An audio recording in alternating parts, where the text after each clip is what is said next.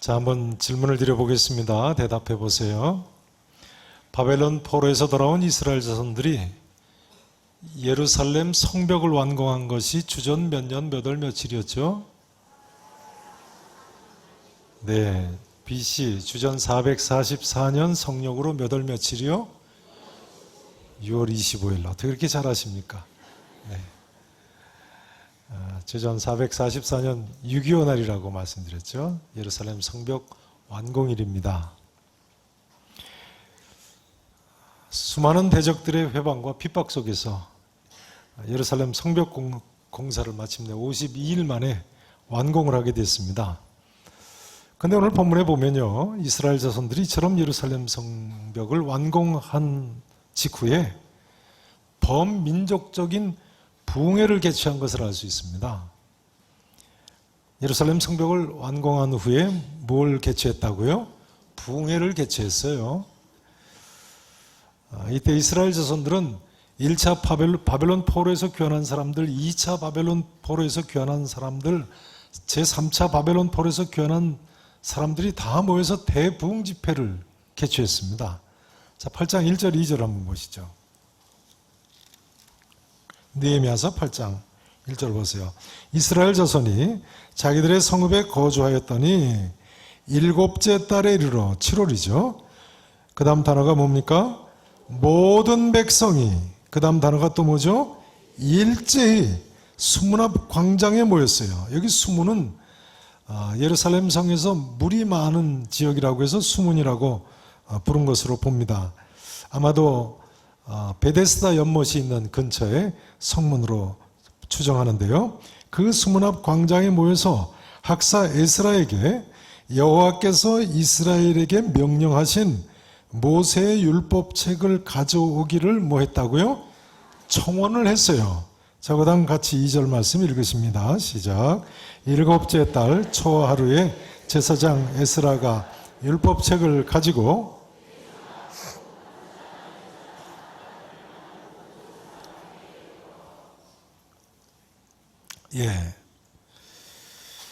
주전 444년 몇 월 며칠에 부흥회를 시작한 것을 알 수 있습니까? 7째 달 며칠에요? 초하루 7월 1일이죠. 그러니까 예루살렘 성벽을 완공하고 불과 한 주 이내이군요. 한 주일 이내에 6월 25일 날 완공하고 7월 1일에 부흥회를 시작했으니까요. 수문이라는 예루살렘 성벽의 한 문 앞 광장에서 거족적인 대부흥 집회를 개최한 것을 알 수 있습니다. 이때 이스라엘 자손들은요, 이스라엘 역사상 전무후무한 엄청난 대부흥을 경험하게 됩니다. 이 부흥은 사무엘 시대의 미스바의 부흥 운동에 비할 수 있는 엄청난 대부흥이었습니다.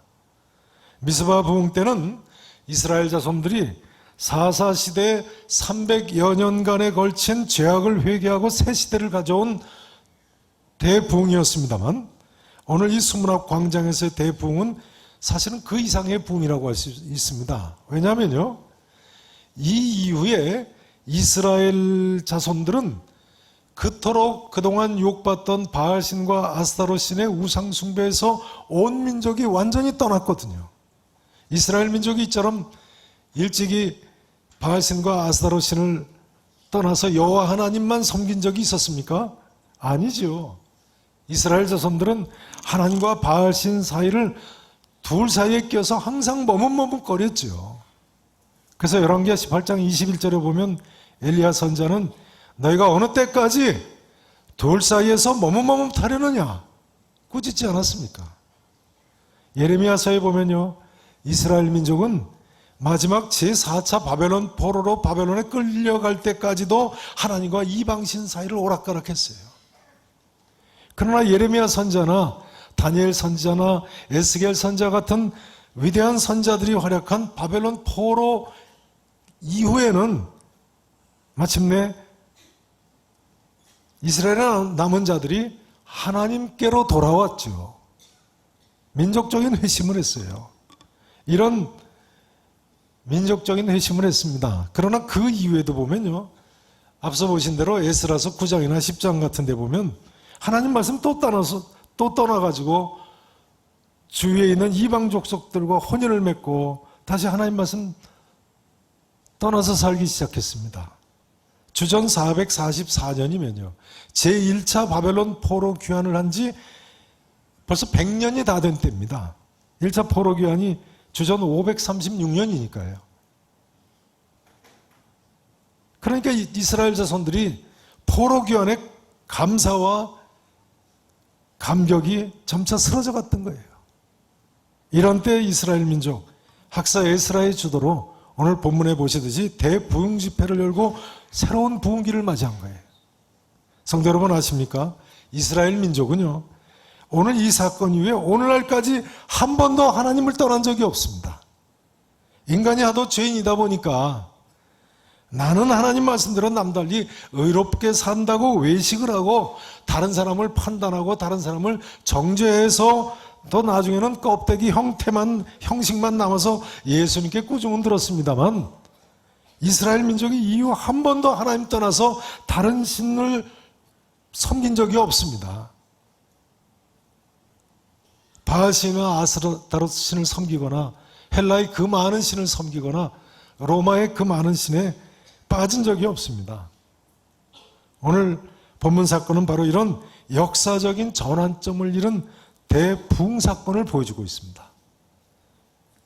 그럼 어떻게 해서 오늘 본문에서 보시는 것과 같은 이런 민족적인 대부흥이 가능했던 것입니까? 어떻게 이런 대부흥이 가능할까요? 우리 민족도 신앙의 선배님들이 기도하시던 대로 백두산 소나무 찍어 예배당 짓고 대동강 모래변 백사장에서 이런 대부흥 집회를 좀 가졌으면 좋겠는데요. 백두산 소나무 찍어 예배당 짓고 대동강변 모래사장에서 부흥 집회를 갖는다. 생각만 해도 꿈 같지 않습니까? 이스라엘 민족의 부흥의 첫 번째 이유는요. 따라서 하실까요?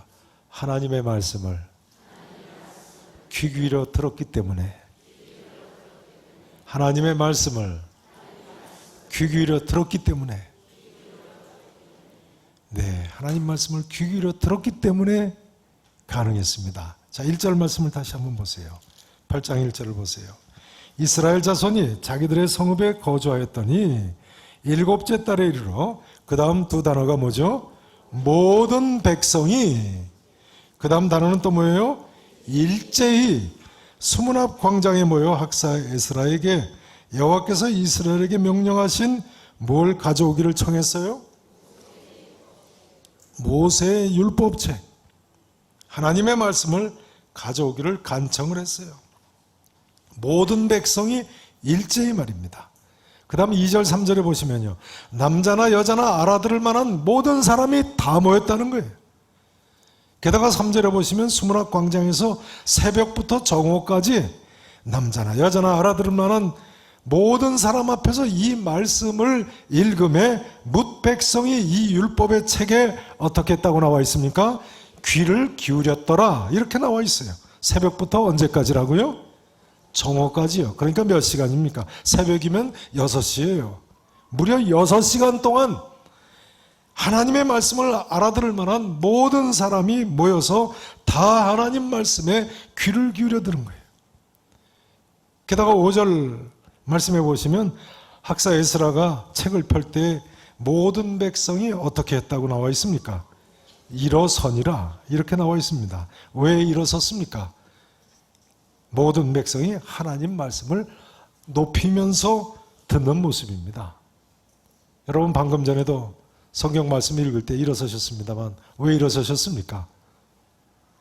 하나님 말씀을 높이기 위해서 일어서신 겁니다. 미국에서 보면 대통령이 입장할 때 홀 안에 있는 사람 다 일어나지 않습니까?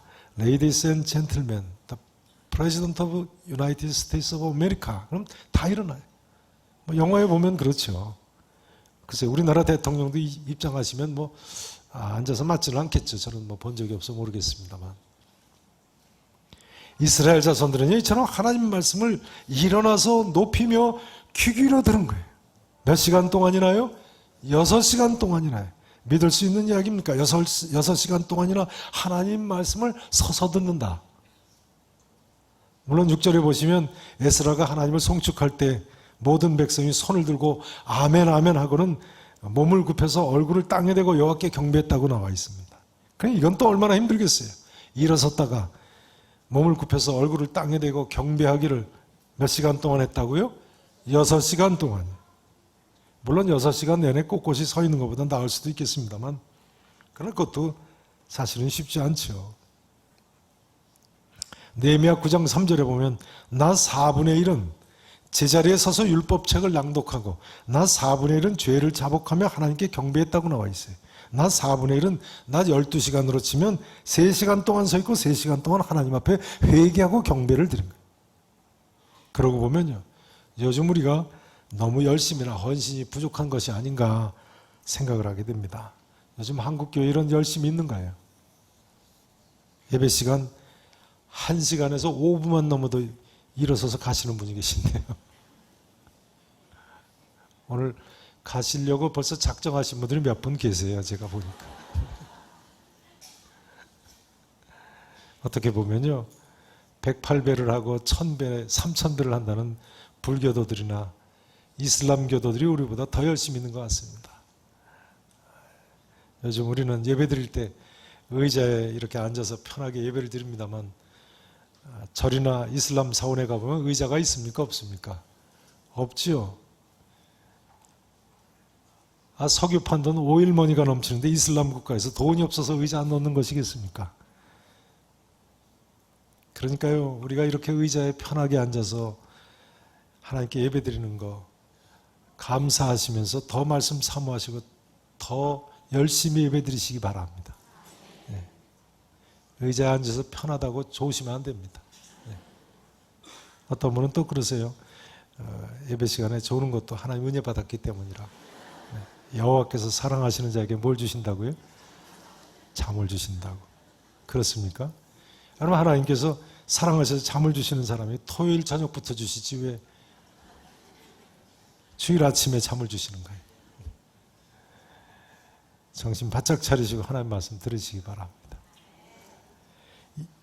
이스라엘 자손들은요, 13절에 보면 백성의 지도자들이 그 이튿날에도 또 모였어요. 그 율법의 말씀을 밝히 알고자 해 학사 에스라에게 모여서 율법에 기록된 바를 보았다, 이렇게 나와 있어요. 18절에 보시면 이 직후에 초막절 명절을 기간에는 8일간이나 날마다 이 율법책을 낭독했다는 거예요. 날마다 8일간. 여러분, 이처럼 하나님 말씀을 사모하며 집중해서 열심히 들을 때 틀림없이 부흥이 일어납니다. 이건 개인이나 가정이나 민족이나 마찬가지입니다.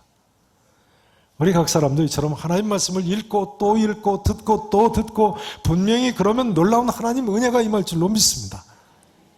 시편 1편에서 복 있는 사람은 오직 여호와의 율법을 즐거워하여 그 율법을 어떻게 묵상하는 자라고요?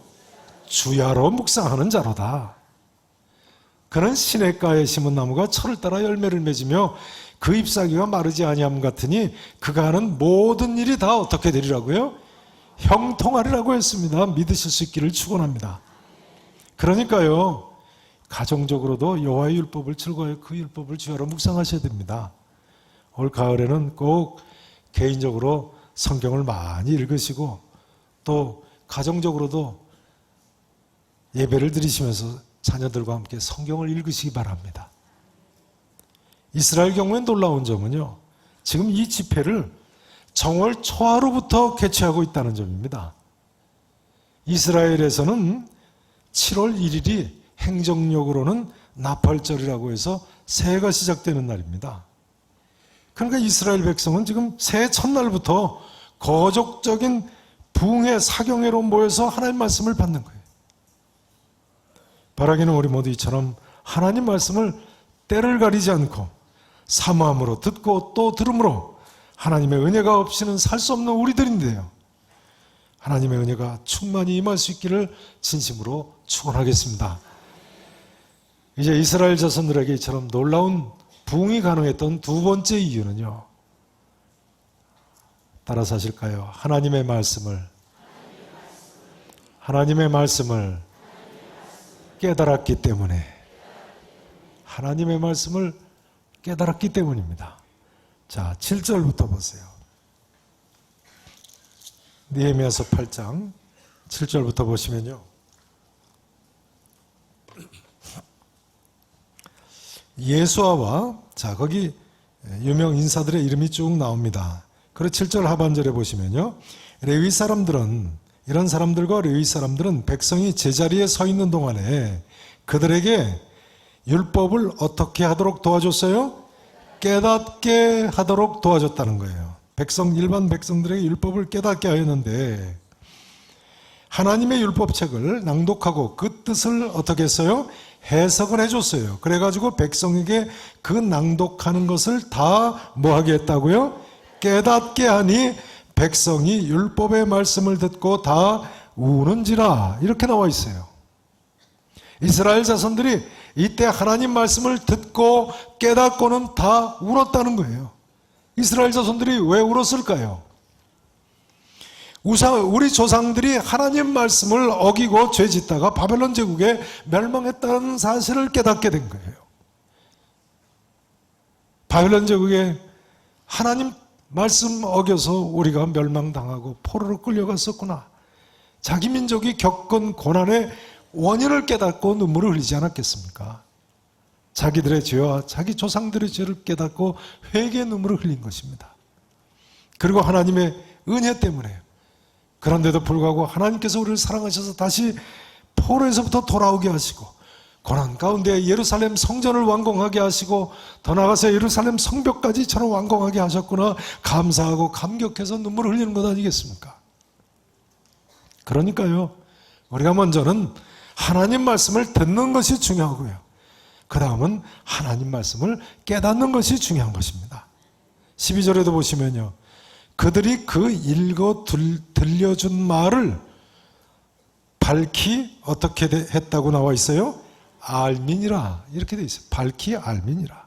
성경이처럼 이스라엘 자손들이 하나님 말씀을 들을 때 하나님 말씀을 깨달았더라, 밝히 알았더라, 거듭거듭 강조하고 있습니다. 재밌는 점은요, 당신은 마이크나 이처럼 스피커 같은 음향 시설이 없으니까요, 에스라가 나무 강단에 서서 하나님 말씀을 읽고 풀어주면요, 군데군데 레위인들이 그 내용을 백성들에게 설명한 것을 알 수 있습니다. 7절을 보세요. 7절. 예수아와 바니와 이러한 사람들, 그런 사람들과 레위 사람들이 백성이 제자리에 서 있는 동안 그들에게 율법을 어떻게 해줬다고요? 깨닫게 해줬어요. 이건 무슨 이야기입니까? 군데군데 레위 사람들이 있고 그 레위 사람 둘레에 일반 백성들이 이렇게 둘러 있는 거예요. 성경책 필사본은 그러니까 레위 사람들만 가지고 있겠죠. 에스라가 성경책을 읽고 풀어서 설명을 하면 그 말을 알아들은 레위 사람들이 그다음 그 가지고 있는 성경을 보여주면서 또 들려주고 풀어서 설명을 하는 거예요. 그리고 그 말을 듣고는 또 멀리 있는 사람은 또 뒷사람한테 또 그 이야기를 넘겨주고 그 뒷사람한테 넘겨주는 거예요. 여러분, 지금 우리가 제각기 성경책 가지고 다니면서 언제 어디서나 읽을 수 있고요, 한꺼번에 이렇게 스피커를 통해서 뜻을 해석하는 것을 듣고 동시에 깨달을 수 있다는 사실을 감사하시기 바랍니다. 링컨 대통령 전기에 보면요, 아브라함 링컨 대통령이 우스갯소리를 잘하지 않습니까? 링컨이 우스운 소리를 하면 사람들의 웃는 모습이 마치 물결이 퍼져나가듯 했다, 이런 기록이 있습니다. 링컨 시대만 해도 마이크나 스피커 시설이 없던 때거든요. 알렉산더 그라함벨이 마이크를 발명한 것이 링컨이 세상 떠나고 나서 10여 년 지난 후의 일입니다. 그러니까 링컨 때는 마이크가 없으니까요, 앞에 사람이 깨닫고 웃으면 그 다음 뒷사람은 못 알아들어가지고 앞사람이 자기가 들은 내용을 웃으면서 뒷사람한테 얘기를 해줍니다. 그럼 뒷사람이 들으면 그 다음 그 사람이 웃고 그 다음 뒷사람한테 또 돌아서서 얘기해주고, 이렇게 해서 웃는 모습이 이렇게 물결이 퍼져나가듯 했다는 거예요. 수문학 광장에서도 바로 이런 모습인 것입니다. 다만 다른 점은 수문학 광장에서는 웃는 것이 아니라 말씀을 깨닫는 대로 깨닫고 마치 물결이 퍼져나가듯이 한 줄이 울고 그 다음 줄이 또 알아듣고 울고 그 다음 줄이 또 알아듣고 우는 거예요. 그러니까 요즘 우리가 다 같이 이처럼 함께 하나님 말씀 듣고 동시에 깨달을 수 있고 동시에 울고 웃고 이렇게 된 거 하나님께서 이 시대에 베풀어 주신 은총이신 줄로 믿으시기 바랍니다. 다시 이야기하자면요, 이 시대는 사실은 학사 에스라 시대보다도 더 그 어떤 시대보다도 더 다같이 하나님의 말씀을 듣고 동시에 깨닫고 동시에 회개하고 동시에 더 큰 부흥의 은혜를 맛볼 수 있는 그런 시대가 도래한 것입니다. 자, 이제 이스라엘 자손들에게요, 이처럼 놀라운 부흥이 가능했던 세 번째 이유는 따라서 하실까요? 하나님의 말씀대로 순종했기 때문에. 거기 설교 메모 안에 그렇게 적어놨어요. 세 번째, 따라서 하시죠. 하나님의 말씀대로 순종했기 때문에. 첫 번째 뭐라고 적어놓으셨습니까? 따라서 하십니다. 하나님의 말씀을 귀 기울여 들었기 때문에. 하나님의 말씀을 귀 기울여 들었기 때문에. 두 번째는요, 하나님의 말씀을 깨달았기 때문에. 하나님의 말씀대로 순종했기 때문에. 여러분, 우리가 읽은 말씀 깨달았다고 감동받고 은혜 받는다고 말이죠. 다 그 말씀대로 순종하며 사는가요? 아니죠. 유감입니다만 아닙니다. 학교 때 보면요, 계획을 얼마나 화려하게 세우는지요. 학교 갔다 몇 시에 오면 몇 시부터 몇 시 몇 분까지는 씻는 시간, 또 몇 시에서부터 몇 시 몇 분까지는 저녁 식사 시간, 또 몇 시 몇 분부터 몇 시 몇 분까지는 공부하는 시간, 또 몇 시에 취침, 몇 시에 기상, 뭐 시간표가 화려하죠. 근데 제 기억에 지킨 적은 별로 없는 것 같습니다. 하여간 그런 시간표를 한 달에 한 번씩은 수정해서 다시 그립니다. 정성 들여서. 그러다 지치면 한동안 안 그리죠. 그러다가 어느 날 결심하고 또 그려놓습니다만 작심삼일되기가 쉽습니다. 뭐 저만 그런가요? 남의 얘기 듣듯이 들으시는데요. 한 번은 저희 작은 딸이 시간표를 이쁘게 그려가지고 책상 앞에 붙여놨는데요. 제가 그걸 보면서 옛날 제 생각이 나서 혼자 웃었습니다. 그리고 속으로 그랬습니다. 이대로만 살면 노벨상도 받겠다. 우리가 뭔가를 깨달았다고 그 말씀대로 삽니까? 근데 오늘 이스라엘 자손들은요, 13절 이하를 보면 얼마나 하나님 말씀대로 순종을 하며 살았는지요. 이스라엘 자손들은요, 심지어 레위기 23장 말씀대로 초막절 절기를 지켰다는 거예요. 문자 그대로 산에 가서 나무를 베어다가 초막을 짓고 그 초막 안에서 8일간이나 먹고 자고 했다는 거예요. 초막절은 물론 이스라엘 자손들이 광야에서 40년간이나 장막 생활을 한 것을 기억하는 명절 기간이죠. 그런데요, 제가 이 나이 돼서 보니까요, 죄송합니다. 이해하고 들으십시오. 젊을 때는 텐트에서 자는 것이 즐겁습니다만 이제는 텐트 안에서 자라고 그러면 못 잘 것 같아요. 초막 안에서 자다니. 하긴 요즘 텐트는 지난 여름에 보니까 얼마나 좋은지, 텐트 위에 차양을 치고 큰 텐트 안에 또 작은 텐트 치고 그 안에 들어가서 자더라고요. 비가 와도 잘 수 있겠다 이런 생각이 들었습니다. 지난 여름에 삼척에 가서 보니까 어떤 텐트는 텐트 안에 이동식 에어컨을 다 켜놨어요. 그런 텐트는 한 주일 잘만 하겠더라고요. 네. 초막절기는 오늘날도 이스라엘에서 지킵니다. 가장 큰 명절이죠. 그래서 실제로 초막을 짓고 집집마다 초막에서 잡니다. 이스라엘 자손들이요. 근데 요즘은 이스라엘도 초호화 초막을 짓는 사람들이 있어서 가끔 TV에 화제가 되고 나오고 그럽니다. 아무튼 나뭇가지로 얼기설기 엮은 그런 초막에서 60대, 70대가 8일간을 잔다. 그건 쉽지 않은 이야기죠. 근데 이스라엘 자손들은 하나님 말씀대로 그대로 순종했어요. 남녀노소 온 회중이 집을 나와서 8일간이나 초막에서 잤다. 그것도 예루살렘 성에 모여가지고 말이죠. 놀라운 순종의 모습입니다. 이 일이 얼마나 쉽지 않았으면 성경은 17절에 보시면 이렇게 쓰고 있습니다. 사로잡혔다가 돌아온 회중이 다 초막을 짓고 그 안에서 거하니 눈의 아들 여호수아 때로부터 그날까지 이스라엘 자손이 이같이 행한 일이 없었더라. 눈의 아들 누구 때로부터요? 여호수아 때부터니까요. 일찍이 이스라엘 역사상 이런 날이 없었다는 겁니다. 여호수아 때부터니까요. 사사시대는 물론이고 선지자 사무엘 시대, 다윗이나 솔로몬 왕 때, 왕조 시대, 일찍이 역사상 이런 순종의 날이 없었다는 거예요. 이제 이 말씀만 드리고 마치기를 원합니다. 여러분, 이 시대를 사는 우리가 무엇을 어떻게 해야 하겠습니까? 우리는 바벨론 포로에서 천에 하나 만에 하나 살아남아서 예루살렘으로 귀환했던 이스라엘 남은 자들과 똑같은 사람들입니다. 렘넌트 아닙니까? 그럼 우리가 무엇을 어떻게 해야 하겠습니까? 바울은 고린도후서 6장 2절에서요. 보라, 지금은 은혜 받을 만한 때요, 보라, 구원의 날이로다 했습니다. 이제는 우리 모두 하나님의 말씀에 귀를 기울여 듣고 하나님 말씀을 깨닫고 깨달은 바 하나님 말씀대로 순종하며 일평생 사실 수 있기를 우리 구주 예수 그리스도의 이름으로 간절히 축원하겠습니다.